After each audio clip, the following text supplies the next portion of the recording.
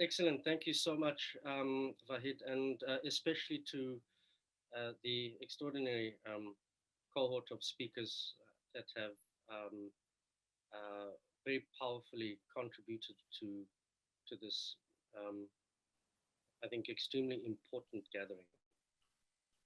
I think just by way of acknowledging some of the key themes that the previous speakers have brought across, I would say that the the current situation that is unfolding here in the Western Cape, in Cape Town, where tech giant Amazon wants to place its African headquarters on a sacred terrain of the San and Khoi, opens up, I think, a an exemplar in terms of um, some of the decolonial thinking that has been discussed earlier.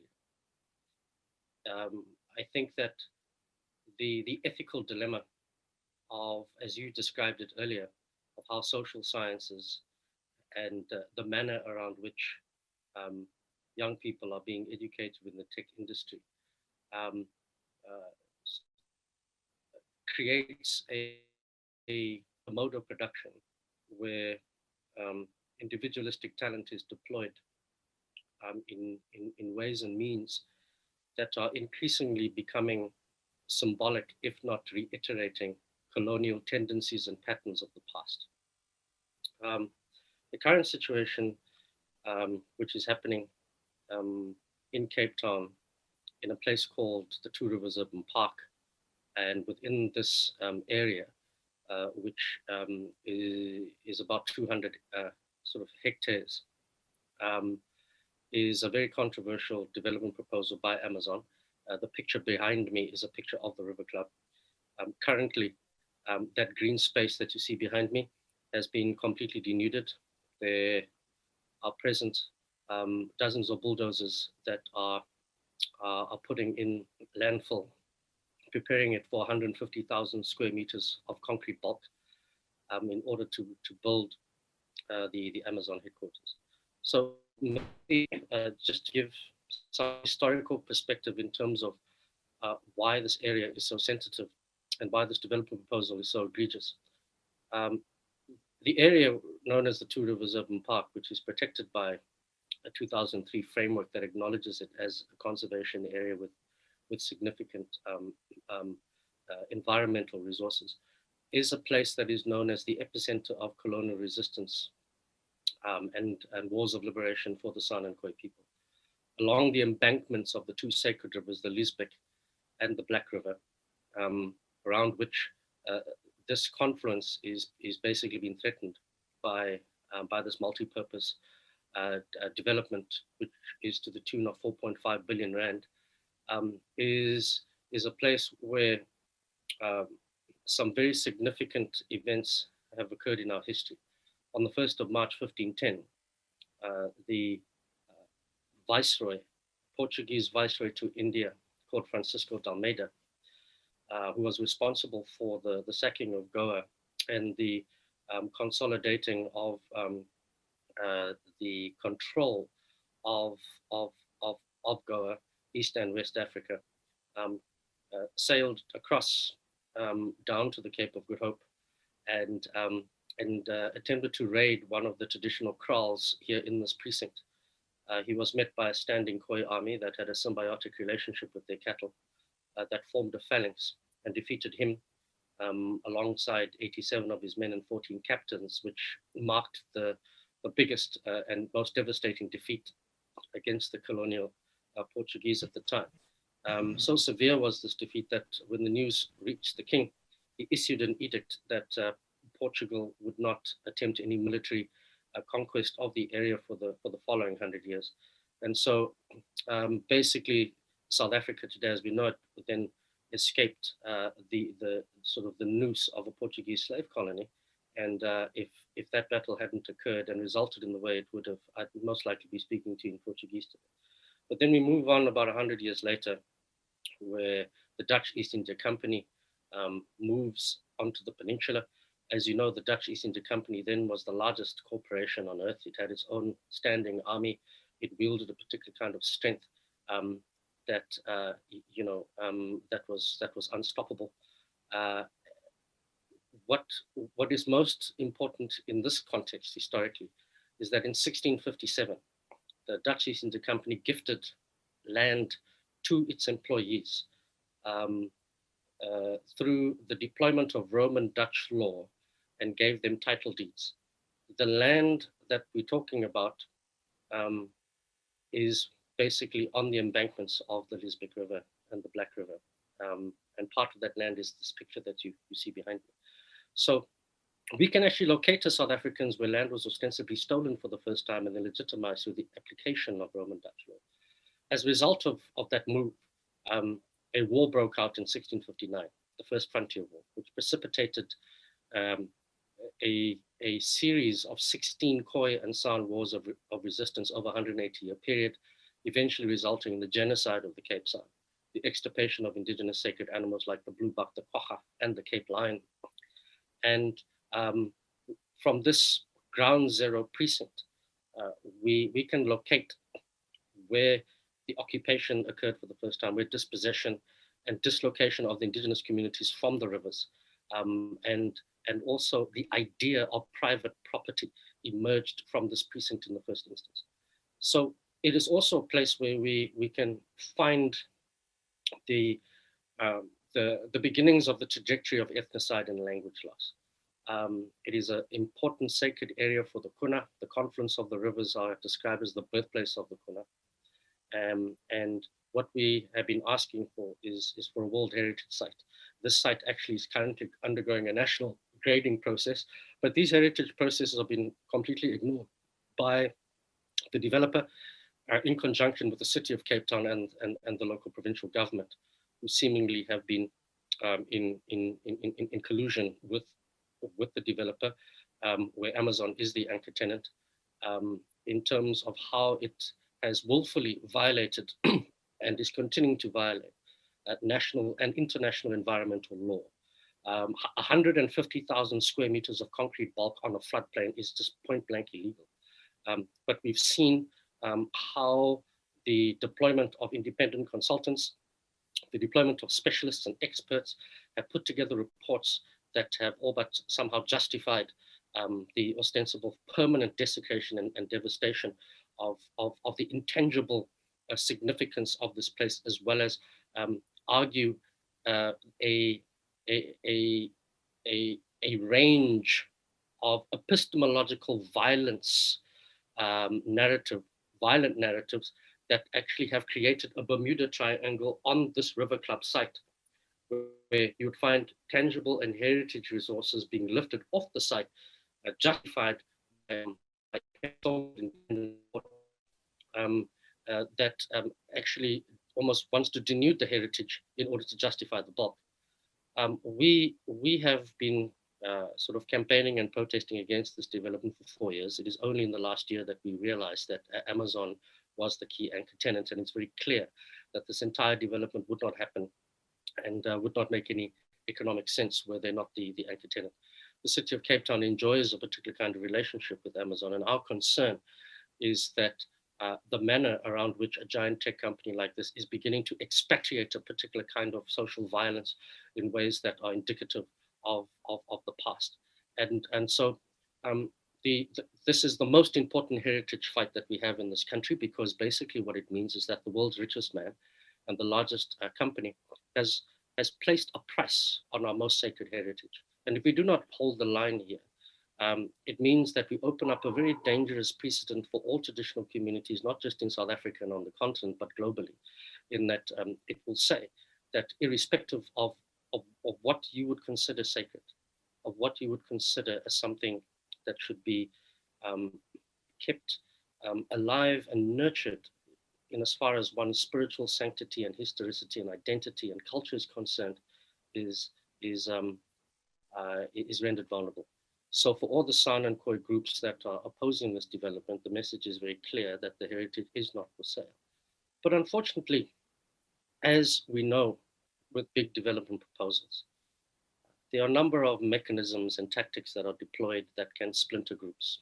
And we've seen divide and conquer mechanisms being deployed here, where a fragment of the Khoisan sign has ostensibly bought into this idea and are being leveraged through a very well organized and financially capacitated sort of media sort of rollout where huge amounts of disinformation are being subjected, are basically being expressed, and general public is being subjected to a version of history, and also a particular kind of narrative whereby the argument is that this development is going to be of economic advantage to the indigenous communities in South Africa. Our argument against the economic argument is quite simple, in that we want a World Heritage Site which talks about the dignity of who we are. I think some of you on the call would know that South Africa has a very sad reality in as far as how it has racially categorized people. And one of the terms that are still in use today is the term colored. We call it so-called colored. This is a term which resulted through a series of administrative forms of colonial ethnocide, where groups of people, including communities of the San and Khoi, were kind of placed under an umbrella identity, and in effect, over time, through indoctrination, through pressure, through forced removals, were disavowed from their Africans, disavowed from their sense of place and custodianship of the river, of the environment, and so on. And this site speaks to the descendant tributary identity groups that are in the Western Cape and around South Africa that are aligned to the San and Khoi lineage, as well as all the groups that, as a result of the war that broke out in 1659, there was a mass migration, we call it the Convenor, where a number of groups fanned out across from this epicenter and exiled to neighboring countries like Namibia, Angola, Botswana, and so forth. And so it is a site that talks to the soul of Southern African identities, and is of extraordinary significance, especially to the San and Khoi. And as we know, that First Nation groups around the world have this combined reality of marginalization, and the combined reality of having to live through and exercise degrees of agency to counter the levels of injustices that have happened in the past and in the present. What is inexplicable here is, what is the logic behind Amazon's willfulness of wanting to put its headquarters on such a sacred terrain? We know that a bid went out some time ago, and that they were offered, I think, 11 alternatives. And this is the one that was chosen.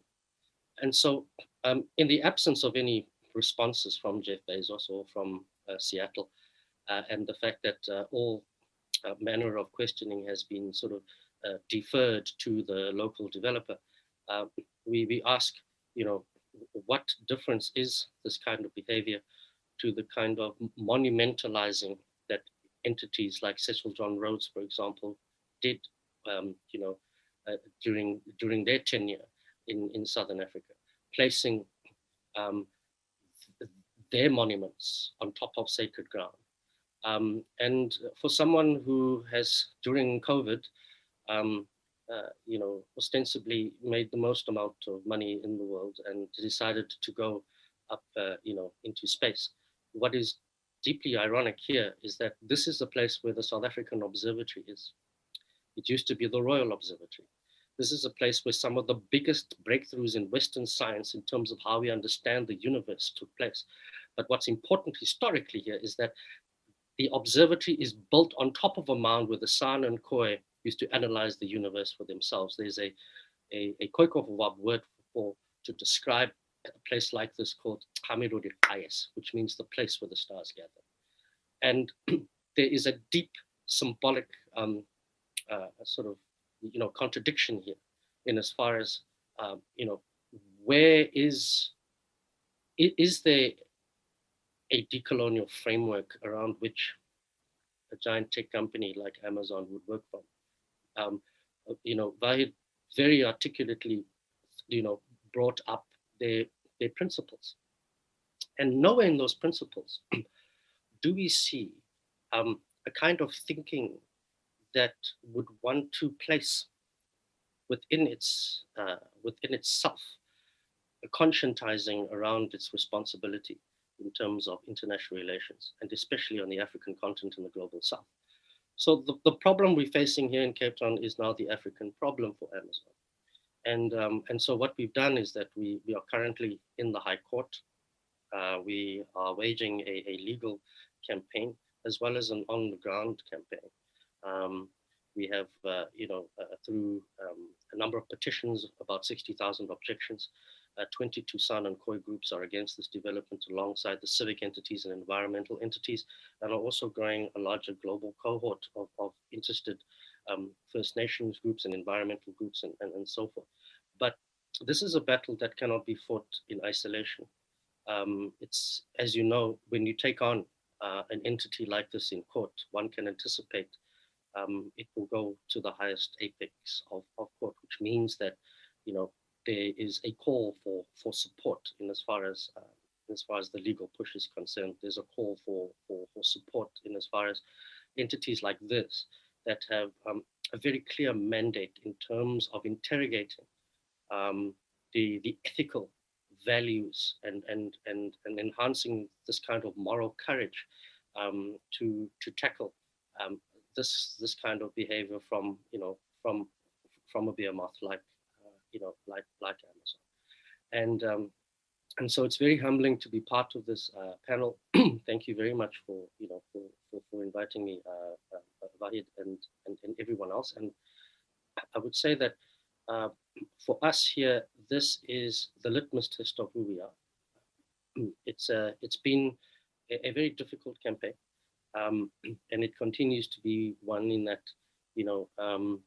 the divide and conquer mechanisms have also resulted in endless smear campaigns for activists who are against the development threats, very uncomfortable sort of working and psychological environments have attempted to suffocate and constrict and remove the chiefs, the traditional leaders, the civic activists, environmental champions who are in solidarity against this.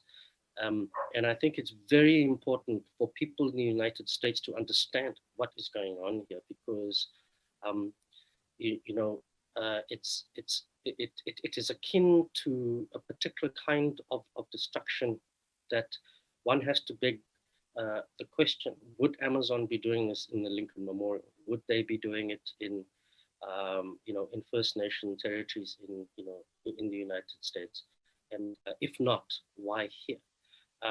And at the same time, while this tech company has been critiqued in terms of its labor applications, in terms of smashing opposition within the space, and it being a dominant power, this is a new kind of threat, and it's something that we've been very quizzed about in as far as does Seattle know the extent of what this means, and that clearly this would be perceived by any logical thinking person as a PR suicide mission.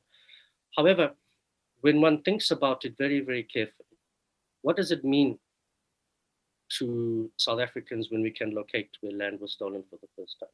What does it mean when we are asking for a Truth and Reconciliation Commission for the Khoi?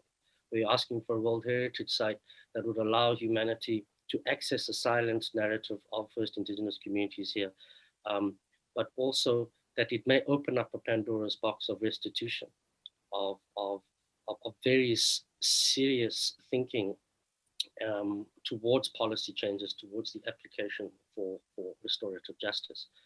And does the city of Cape Town, or the provincial government, which also has been criticized in terms of its inability to address apartheid spatial planning, feel that it would rather have a concrete block on a sacred terrain than open up such historical questions? But we know that this is an economic question as well. And And what is clear to us is that the balance of things, heritage, environment, and economics, the other aspects seem to be subsumed by the the weight of the promise of jobs. And so our argument again is that this does not provide dignity, because it means that descendants will have to dig up the terrain of their expensive is because it's on a floodplain. And by being on a floodplain, all the resources are going to fill the earth with bulk. We create a concrete block, and then on top of that, you build what is a multi-purpose Amazon headquarters, hotel, high-end accommodation, gym, etc. And the job employment is the lowest echelon kind of temporary jobs of basically people who have to wheelbarrow concrete mass and dust, for the time of its construction, but who in fact is really going to be benefiting in the long term. And so if Amazon would simply shift off this floodplain at the same price that it would cost, it would be able to build 4 to 5 times as big a development and actually employ exponentially more people. So we have to be very careful and clear in terms of how these economic arguments are being pushed, and I think this is part of the overall campaign as well.